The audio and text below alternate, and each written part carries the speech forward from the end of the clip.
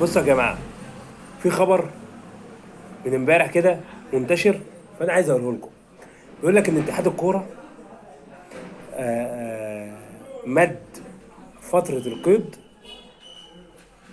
استثنائيه لجميع الانديه في شهر يناير وفبراير بتوصيه من الفيفا.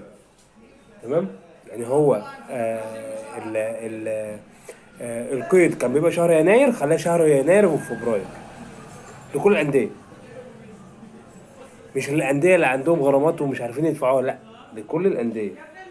تمام. بس هم مدينها ليه؟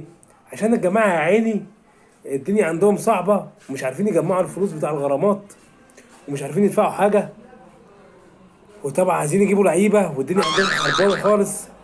فعايزين ايه، يمدوها مثلا شهرين ولا حاجه بحيث انه ايه الجماعه يلحقوا.